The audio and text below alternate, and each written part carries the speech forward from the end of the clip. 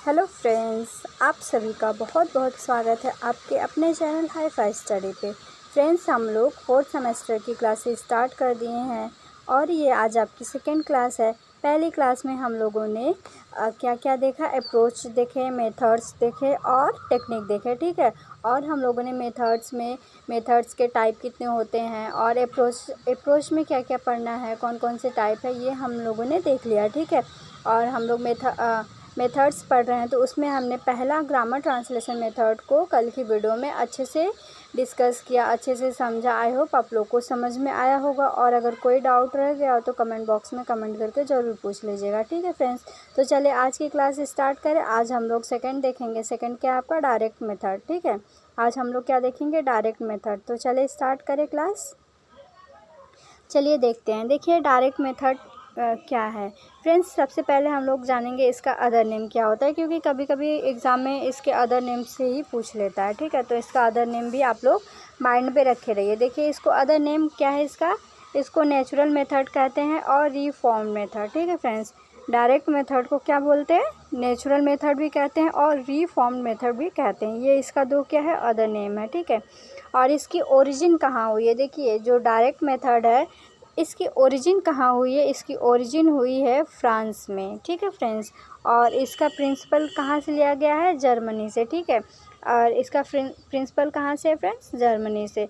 और ओरिजिन पूछेगा तो आप लोग फ्रांस करके आएगा, ठीक है।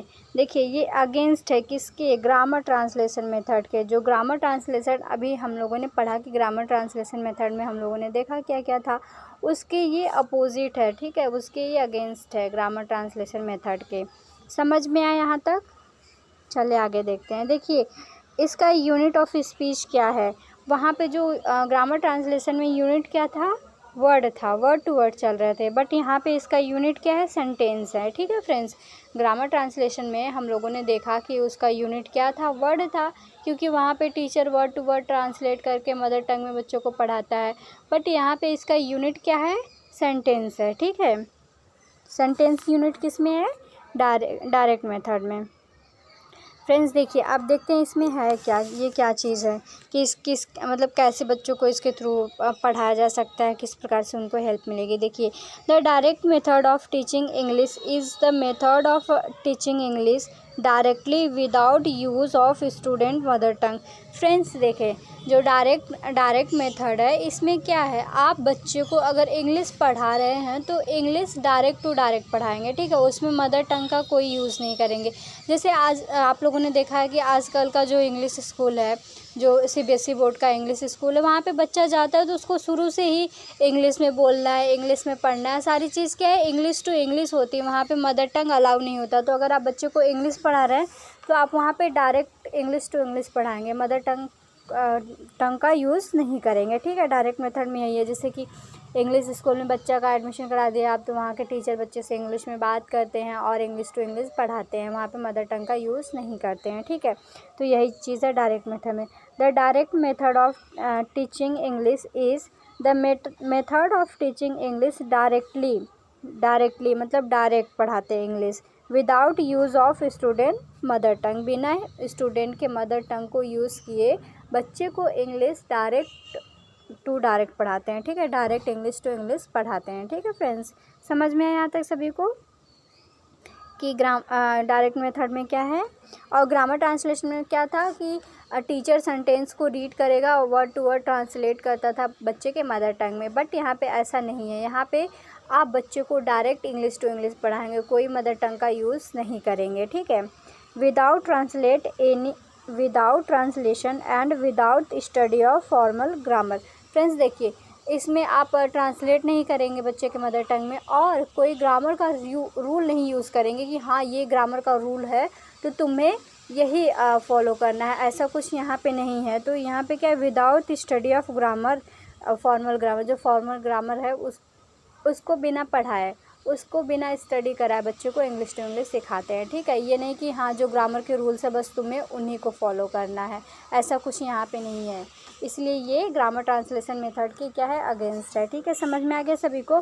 देखिए क्या है डायरेक्ट मेथड में क्या है, बच्चे को इंग्लिश टू इंग्लिश पढ़ाया जाता है। यहाँ पे कोई मदर टंग का यूज़ नहीं होता और ना ही किसी ग्रामर के रूल का यूज़ होता है। ठीक है, बस इतना ही है, सिंपल सा। समझ में आ गया सभी को? आगे बढ़े। देखिए ये क्या है, ये है इंडक्टिव मेथड। ठीक है फ्रेंड्स, इसका मेथड क्या है? इंडक्टिव मेथड, जिसको हम लोग क्या कहते हैं? आगमन विधि। समझ में आया यहाँ तक?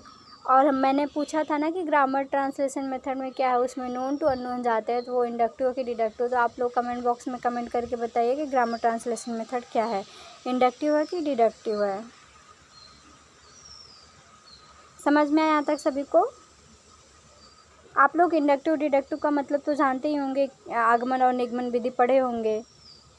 आई होप आप लोग को पता होगा। चलिए देखिए आगे देखते हैं इसकी डायरेक्ट मेथड के मेरिट और डीमेरिट क्या है। फ्रेंड्स देखिए एग्ज़ाम में ऐसे आपके पूछ लेगा कि डायरेक्ट मेथड के मेरिट और डीमेरिट क्या है, तो उस पर आप लोगों को 4-4, 5-5 लाइन लिखना पड़ेगा। ठीक है, क्योंकि ज़्यादातर मेरिट और डीमेरिट ही पूछता है, तो इसको आप लोग अच्छे से देखते हुए चलिएगा। देखिए बहुत इजी है, बस थोड़ा सा समझना है। आप लोग थोड़ा सा अच्छे से समझेंगे, डेली क्लास करेंगे, तो आपका इंग्लिश और अदर भी सब्जेक्ट, जितने भी सब्जेक्ट है, बहुत अच्छे से तैयार हो जाएगा आपके एग्ज़ाम के लिए। ठीक है फ्रेंड्स, तो चले देखते हैं इसका मेरिट क्या है। Ask question in between the lecture. देखिए जैसे कि टीचर पढ़ा रहा है, ठीक है, टीचर पढ़ा रहा है, इंग्लिश टू इंग्लिश टीचर पढ़ा रहा है, तो बच्चा क्या करेगा? लेक्चर के बीच में क्वेश्चन पूछ सकता है। तो यहाँ पे बच्चा क्या है? एक्टिव है। ठीक है, अगर बच्चा अपनी एक्टिविटी दिखा रहा है, मान लीजिए आप उसको पढ़ा रहे हैं, बच्चा बीच बीच में आपसे क्वेश्चन कर रहा है, तो क्या है, वहाँ पे बच्चा एक्टिव है।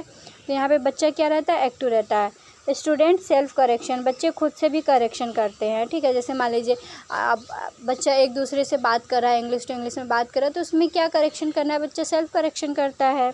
In front of relate object, आप जैसे छोटे बच्चे हैं तो उनको समझाना हुआ, तो आप किसी ऑब्जेक्ट को उनके सामने रख के, जैसे मान लीजिए एप्पल पढ़ाना है बच्चे को, तो आप एक एप्पल लाएंगे और बच्चे को दिखाएंगे कि हाँ देखो ये क्या चीज़ है, ये एप्पल है, इसी को हम लोग क्या कहते हैं? एप्पल कहते हैं। तो इस प्रकार बच्चे को आप ऑब्जेक्ट से रिलेट करके पढ़ा सकते हैं। ठीक है, in front of relate object, आप बच्चों को ऑब्जेक्ट दिखा करके उसके बारे में बता सकते हैं, उसको पढ़ा सकते हैं। ठीक है, क्वेश्चन आंसर एक्सरसाइज, इसमें क्या हो जाता है? जब बच्चा ज़्यादा एक्टिव है तो क्वेश्चन आंसर का एक्सरसाइज हो जाता है। फुल ऑफ एक्टिविटी, इसमें बच्चा क्या करता है? पूरी तरीके से एक्टिव रहता है, क्योंकि बच्चे को मौका मिलता है क्वेश्चन पूछने का। वो लेक्चर के बीच क्वेश्चन पूछ सकता है। आप बच्चे को ऑब्जेक्ट दिखा रहे हैं तो बच्चा क्या करेगा? ज़्यादा एक्टिव रहेगा ना, उसमें ज़्यादा इंटरेस्ट दिखाएगा। आप कोई ऑब्जेक्ट दिखा के बच्चे को पढ़ा रहे हैं ऑब्जेक्ट से रिलेट करके, तो बच्चा ज़्यादा एक्टिव दिखाएगा। तो यहाँ पे क्या है? Full of activities.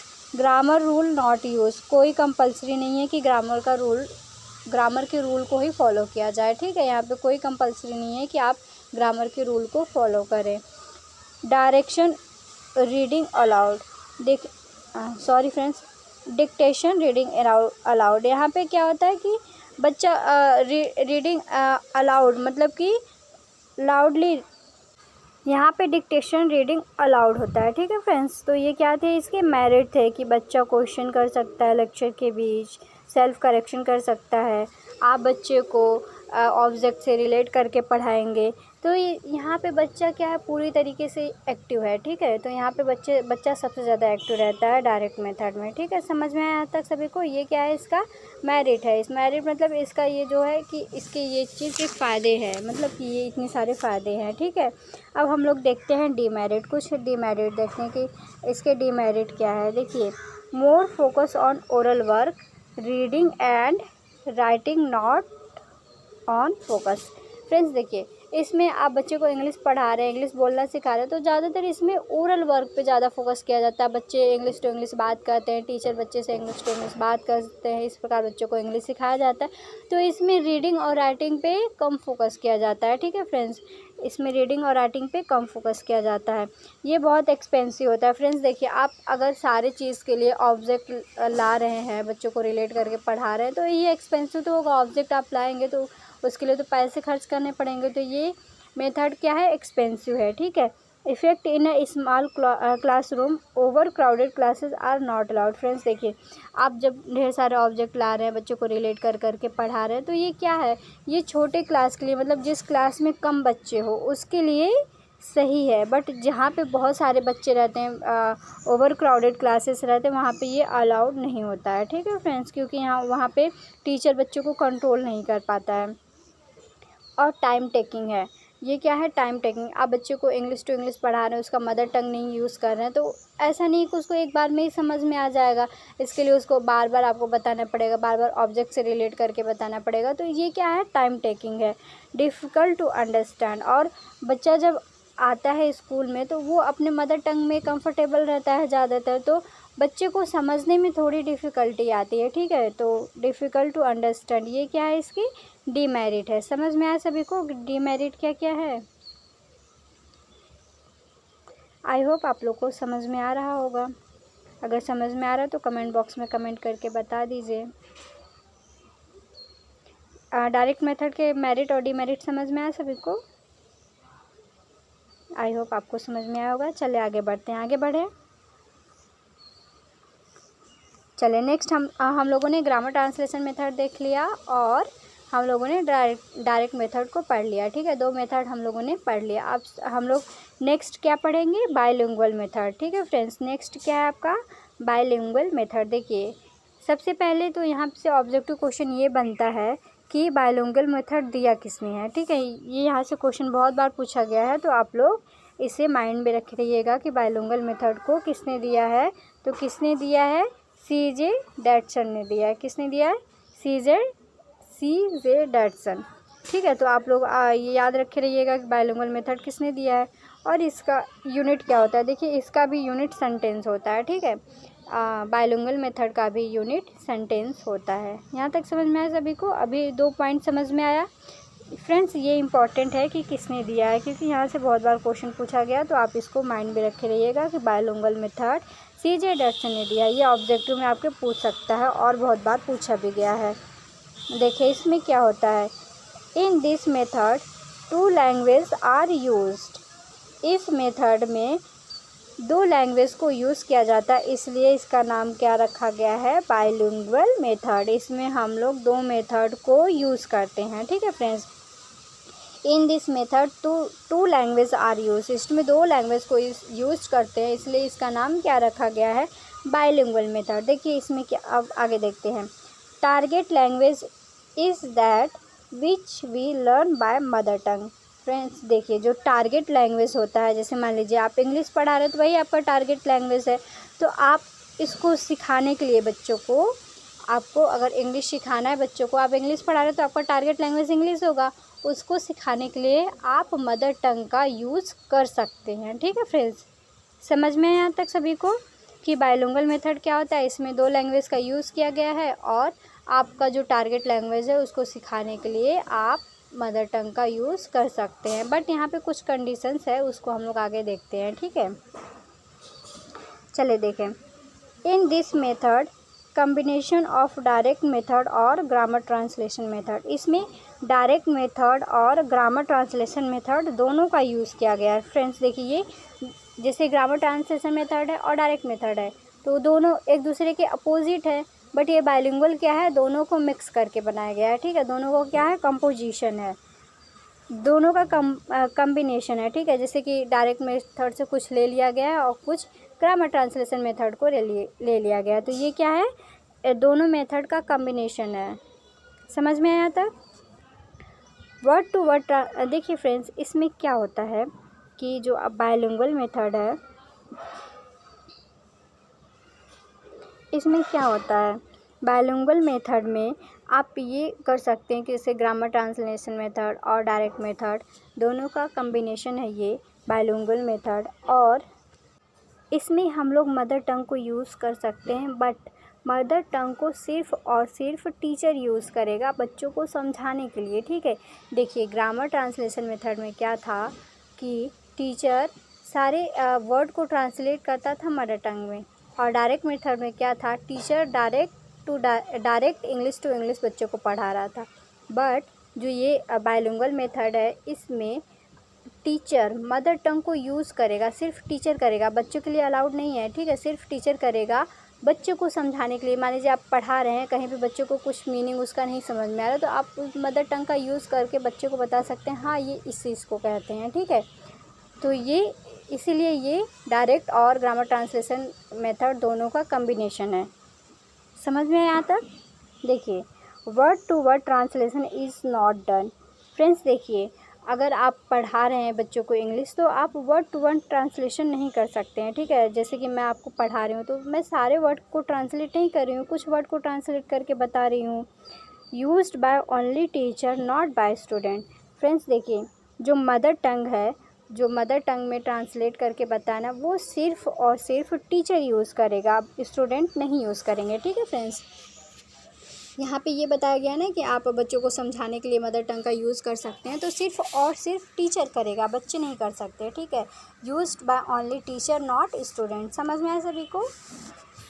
Mother tongue is use to clear meaning. जो मदर टंग का यूज़ करेगा टीचर बच्चों को समझाने के लिए करेगा, उसकी मीनिंग को क्लियर करने के लिए करेगा। मान लीजिए कोई चीज़ आप बच्चे को पढ़ा रहे हैं और बीच में उसे कुछ नहीं समझ में आ रहा, तो आप मदर टंग का यूज़ करके बच्चों को बता सकते हैं कि इसका मतलब क्या होता है। Rule of grammar are not taught separately. इसमें कोई ज़रूरी नहीं है कि आप जो ग्रामर्स के रूल हैं उसको अलग से बताएं, अलग से पढ़ाएं, ठीक है। आप उसको लेकर भी चल सकते हैं और कंपलसरी नहीं है कि हाँ ग्रामर के रूल से ही पढ़ाएं, ठीक है फ्रेंड्स। समझ में आया? ये बाइलिंगुअल मेथड समझ में आया सभी को? चलिए इसके अब मेरिट और डीमेरिट देख लेते हैं। आई होप आपको समझ में आ रहा होगा। अगर कोई भी डाउट है तो आप कमेंट बॉक्स में कमेंट कर दीजिएगा, ठीक है। चलिए आगे बढ़ें। देखिए बाइलिंगुअल मेथड के मेरिट क्या है और डीमेरिट क्या है। हम लोग बाइलिंगुअल मेथड के मेरिट और डीमेरिट को देखते हैं, ठीक है फ्रेंड्स। देखें, time and labour saved, accuracy less costly. Friends देखिए, इसमें टाइम और लेबर सेव्ड होता है। जैसे कि आप बच्चे को पढ़ा रहे हैं, ठीक है, पढ़ाए जा रहे हैं, बच्चा ठीक ठीक समझ रहा है और उसे बीच में मान लीजिए कोई चीज़ नहीं समझ में आया तो बच्चा पूछ लेगा कि हाँ इसका मतलब क्या है, तो आप उसके मदर टंग में यूज़ करके बता देंगे।